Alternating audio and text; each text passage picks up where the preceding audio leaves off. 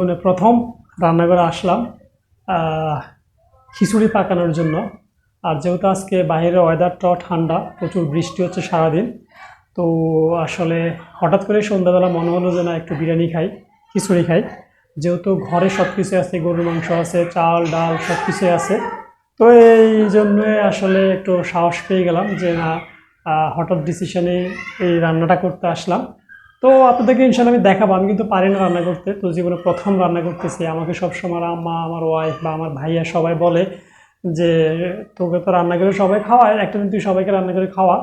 তো আসলে ওখান থেকে অনুপ্রাণিত হয়ে আজকে রান্না করতে আসলাম রান্নাঘরে, তাও আবার খিচুড়ি রান্না করতেছি। তো দেখি কেমন হয়। আজকে রান্না করতেছি, খিচুড়ি রান্না করব, যেহেতু প্রচুর বৃষ্টি, আর বৃষ্টির মধ্যে সবাই জানেন খিচুড়ি খেতে অনেক ভালো লাগে। তো মোটামুটি মাংসগুলিকে মেরিনেট করলাম একদম বিভিন্ন রকম মশলা দিয়ে। তো মাংসগুলিকে হালকা সিদ্ধ করছি, সিদ্ধ করার পরে এখন সামান্য পরিমাণ কিছু আলু দিছি। আলু দিয়ে এখন একটু পানি দিয়ে এখন আলুটাকে সিদ্ধ হওয়ার জন্য দিয়ে রাখছি। মাংসটা এবং আলুটা যখন পুরোপুরি সিদ্ধ হবে, দেন আমি এখানে চাউল এবং মুগ ডাল মিক্স করা আছে, দেখাচ্ছি আপনাদেরকে। দেখেন এই যে এখানে চাউল এবং মুগ ডাল, এগুলিকে ধুয়ে আমরা রেখে দিছি, এখন শুকনো হয়ে একদম ঝরঝরে আছে। তো এই চাউল এবং মুগ ডালটা আমি দিয়ে দেব। তো দেখা যাক কেমন হয়।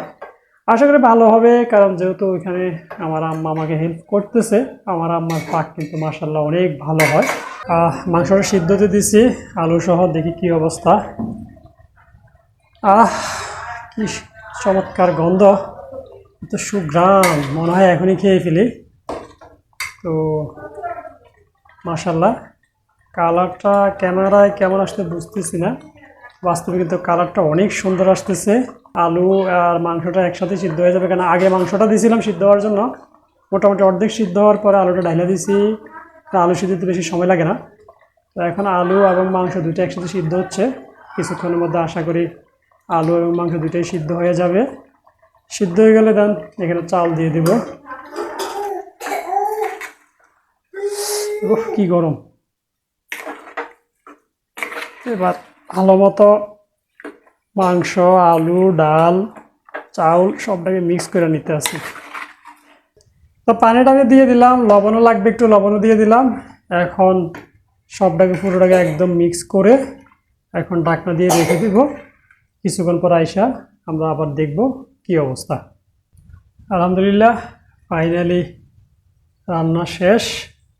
তো হালকা একটু খেয়ে দেখছি, অনেক স্বাদ হয়েছে। আমি এখন একটু খাইছি, এই যে একটা মাংসের পিস, এটা এখন খাবো। তো আপনারা মাঝে মধ্যে এরকম ঘরে এরকম খিচুড়ি বা বিরিয়ানি রান্না করবেন, দেখবেন অনেক ভালো লাগবে সবাই মিলে খেতে। আর এরকম ফ্যামিলিতে সবাইকে হঠাৎ করে রান্না করে সারপ্রাইজ দিবেন। আমি যেমন আজকে দিলাম জীবনে প্রথম গরু মাংস দিয়ে বোনা খিচুড়ি রান্না করে সারপ্রাইজ দিলাম। তো আপনারা কিন্তু এরকম চাইলে হঠাৎ করে এরকম সিদ্ধান্ত নিয়ে রান্না করে কিন্তু সারপ্রাইজ দিতে পারেন সবাইকে, খিচুড়ি বা বিরিয়ানি বা যে কোনো কিছু রান্না করে। একদম এতে কী হয়, একটা আন্তরিকতা বাড়ে ঘরের সবার মধ্যে। তো ওই কাজটা মাঝে মধ্যে আপনারাও করবেন, যেটা আমি আজকে করলাম। তো